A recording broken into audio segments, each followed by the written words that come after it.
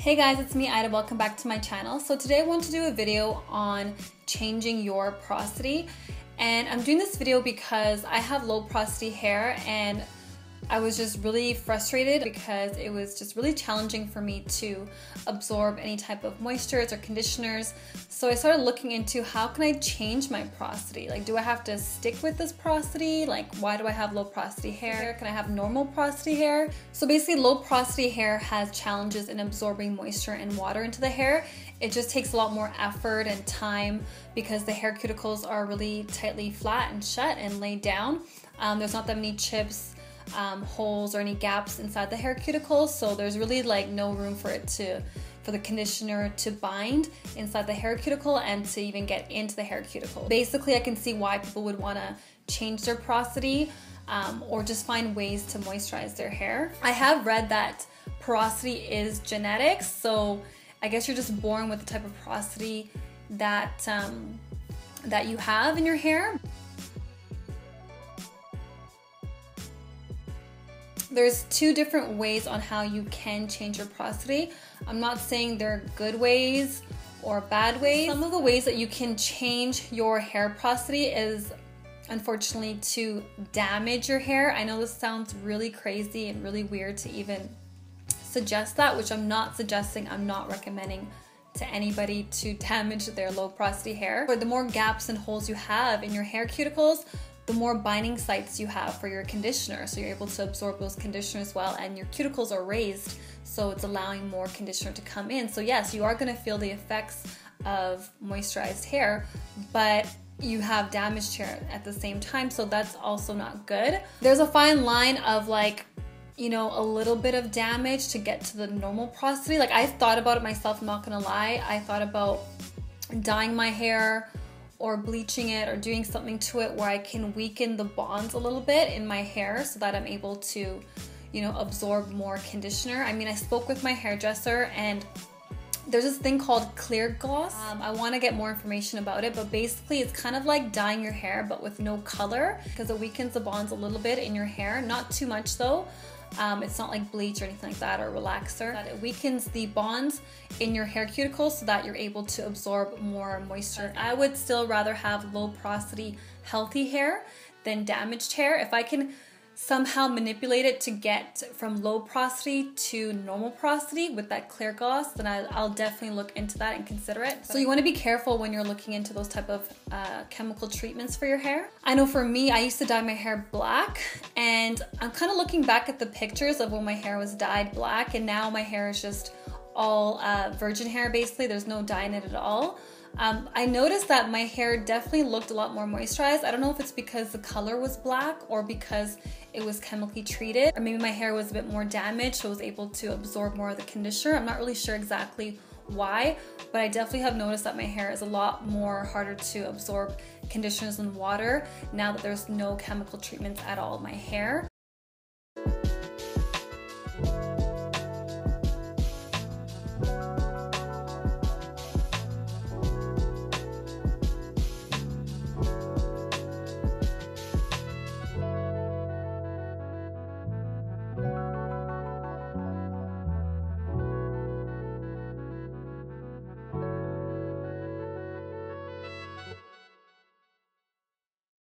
So another way to change your porosity, or to kind of maybe not really change it, but to work with your low porosity hair, is to use alkaline solutions. So basically anything that's 7 and higher on a pH level is alkaline, and our hair's pH balance is about 4.5 to 5.5. I know a lot of low porosity girls will use baking soda mixed in with their conditioners so that they're able to raise their hair cuticles and kind of change the surface texture on their hair so that they're able to better penetrate the conditioner.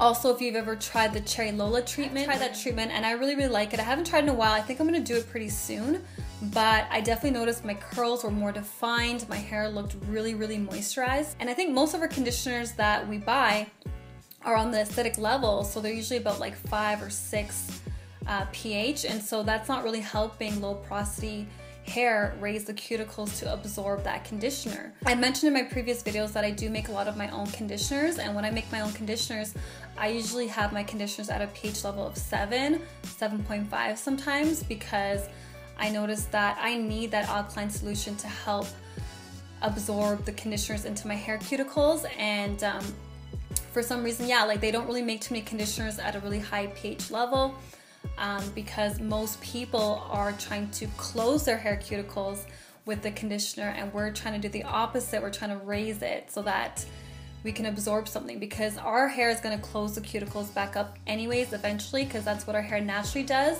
as low porosity. So we need all the help we can get to raise our cuticles, but we don't want to do too much damage to our hair where our cuticles stay raised and turn into high porosity hair. So it is really a fine line between what you're willing to do to alter your low porosity hair. Also, so shampoos are more alkaline compared to conditioners, of course, but some low porosity people will actually use soap bars and liquid Castile soap because it has a higher pH level, higher than the commercial shampoos. And so that helps really raise the cuticles, so that when you put your conditioner on your hair after you wash your hair, it will help absorb it a lot better as well. So you definitely want to play around with what works best for you and your low porosity hair, but you definitely, again, I caution to be careful, because you don't want to damage your hair. Low porosity is healthy hair, and you don't want to do too much to it where you turn into having high porosity hair. It's like, yes, high porosity hair can absorb conditioners really well, but it's still challenging to retain the conditioners and the moisturizers in your hair if you have high porosity hair. But those are just two of the ways I've noticed to really alter and change your hair porosity, or to really work with it. Of course, there's other things that you can do as well. Of course, use heat, warm water, use little amounts of conditioners or lightweight conditioners, avoid certain oils or heavy butters. Those are all things that definitely work with low porosity. If you guys want to check out my more detailed video all about low porosity 101, you can definitely go check that out as well. But for those, there's people that already do all that and they still find it challenging, and they just kind of want to just change their porosity altogether so that they can just have a more, I guess, easier regimen. So yeah, I thought I would share that with you guys. I hope this video helped anyone out considering changing their porosity. But if you guys have any questions, please leave comments below, and I hope you guys have a good weekend. Thank you so much for watching. Bye.